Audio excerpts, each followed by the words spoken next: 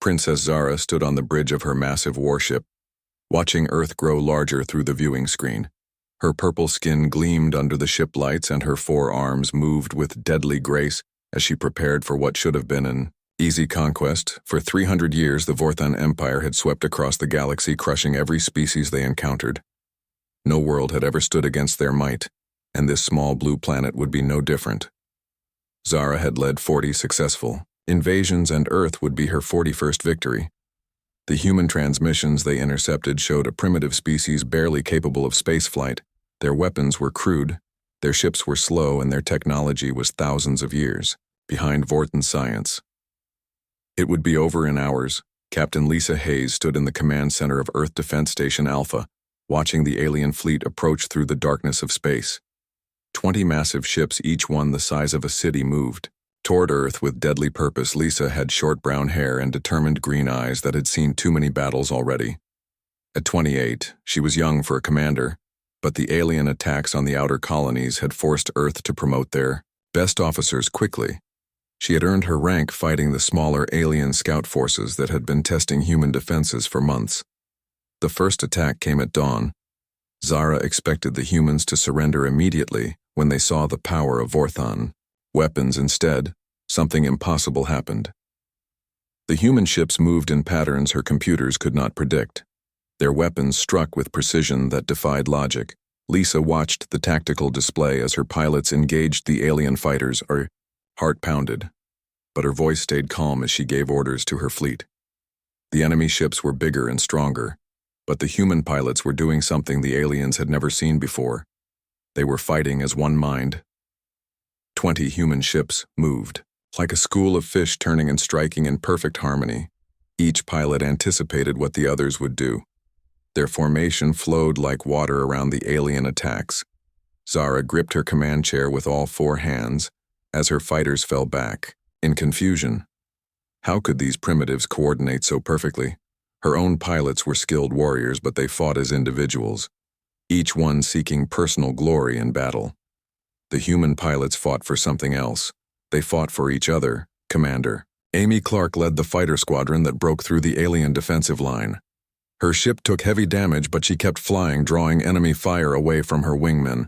She could have retreated to safety. Instead, she pushed deeper into the alien formation. Lisa watched Amy's ship explode on her screen, but the sacrifice opened a gap in the alien defenses. Human bombers poured through the opening, striking at the enemy command ship. Zara's ship, Princess. Zara felt her ship shake under human weapons. Fire impossible. These creatures should be running in terror. Instead, they were damaging a Vorthon dreadnought with their tiny fighters. Her bridge crew looked at her with confusion and fear. No species had ever hurt a Vorthon command ship before. The battle raged for hours. Human ships fell, but more kept coming.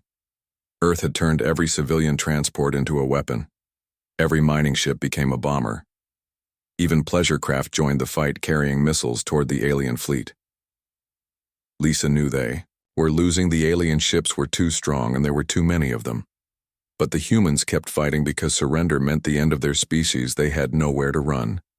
This was their home. Then something changed. Dr. Maria Santos worked frantically in her laboratory deep beneath Earth's surface while the battle raged above. She was a small woman with black hair and thick glasses, but her mind was humanity's greatest weapon. Maria had been studying captured alien technology for months. She discovered something the aliens did not know about themselves. Their ship's power systems had a fatal flaw. The same energy that made them so powerful could be turned against them. Maria sent her discovery to Lisa just as the human fleet was about to be destroyed.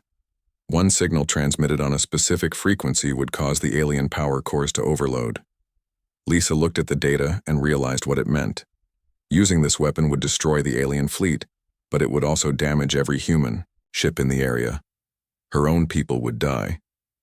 Princess Zara watched in amazement as the human ships suddenly changed formation. Instead of retreating, they moved closer to her fleet, much closer. They were positioning themselves to die alongside their enemies. The transmission came from the human command ship, a simple signal that Zara sensors detected but could not understand, until her power core began to fluctuate. Then she knew. These humans had found a way to destroy both fleets. They chose mutual destruction rather than surrender. They would rather die than become slaves. Zara had conquered 40 worlds, and every species had begged for mercy when defeat was certain. But humans were different. They would fight until the last one fell. They would take their enemies with them into death. For the first time in her life, Princess Zara felt something she had never experienced. Fear. She opened a communication channel to the human command ship. Lisa's face appeared on her screen, scarred from battle, but still defiant. "This is Princess Zara of the Vorthan Empire." She said, "I offer terms for your surrender." Lisa looked at the alien princess with her purple skin and 4 arms. She was beautiful in an alien way, but her eyes held the coldness of a conqueror. "We don't surrender," Lisa replied. "We fight or we die. You would destroy both our fleets," Zara asked. "Why choose death when you could live as our subjects?" "Because freedom is worth dying for," Lisa answered. "And because someone has to stop you." Zara stared at this human commander. She had expected begging and pleading. Instead, she found courage that matched her own. The human was willing to die for her principles. In 300 years of conquest, Zara had never met an enemy who impressed her. This small, primitive species had something the mighty Vorthan Empire lacked. They had honor. "I withdraw my fleet," Zara announced to her shocked officers. "Tell the humans we will not attack their world." "But Princess," her captain protested, "they are inferior beings." "No," Zara said quietly, watching Lisa's image on the screen. "They are something we are not. They are united, Princess." Zara ordered her fleet to retreat, but she did not return to the Vorthan Empire. Instead, she requested permission to land on Earth. She wanted to understand these humans who had defeated her without destroying her. Lisa agreed to the meeting, knowing it could be a trap. But she sensed something different about this alien princess. Something that made her curious rather than afraid. They met on the observation deck of Earth Defense Station Alpha with armed guards on both sides. Zara was tall and graceful with skin that shimmered like jewels. Lisa was small by comparison, but she carried herself with quiet strength. "You could have destroyed us," Zara said. "Why did you let us live? For the same reason you withdrew?" Lisa replied, "Because some things are more important than winning." They talked for hours about their worlds and their people.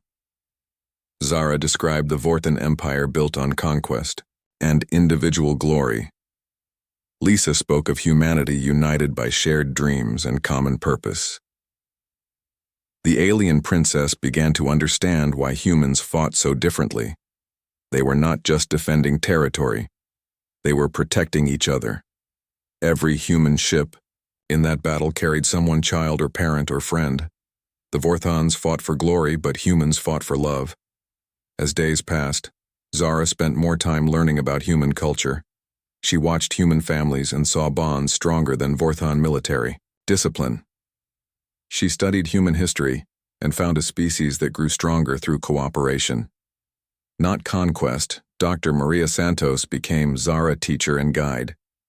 The small scientist showed the alien princess human art and music and literature. Zara discovered beauty in concepts like sacrifice and redemption that had no meaning in Vorthan culture. But it was Lisa who truly captured Zara's attention. The human commander had faced impossible odds and chosen to fight anyway. She represented everything that made humans dangerous and admirable. Lisa found herself drawn to the alien princess as well. Beneath Zara's warrior exterior was a brilliant mind, hungry for new ideas. She asked endless questions about human cooperation and seemed genuinely interested in learning. Their friendship grew slowly, built on respect and mutual curiosity. Zara extended her stay on Earth, claiming to study human military tactics, but she was really learning to see the universe through human eyes. The Vorthan Empire sent messages, demanding Zara return with her conquest or face court-martial. She ignored them all. Her duty to her people now included understanding why conquest was wrong. Princess Zara made her choice. She renounced her claim to the Vorthan throne and requested asylum on Earth. She wanted to help humans prepare for future alien threats using her knowledge of Vorthan technology. Lisa supported her request despite opposition from Earth government officials. Many humans still saw Zara as an enemy, but Lisa recognized something special in the alien princess. Zara became Earth's first alien citizen, working alongside human scientists to develop new defenses. She shared Vorthon technology, freely helping to level the playing field for future conflicts. But her greatest contribution was understanding. She helped humans see that not all alien species were enemies. Some could become friends and allies. The Vorthon Empire eventually fell, torn apart by rebellions inspired by Zara. Example, other conquered. Species had learned that resistance was possible. Freedom was worth fighting for. Princess Zara found her match in humanity, not in any single human, but in their collective spirit. She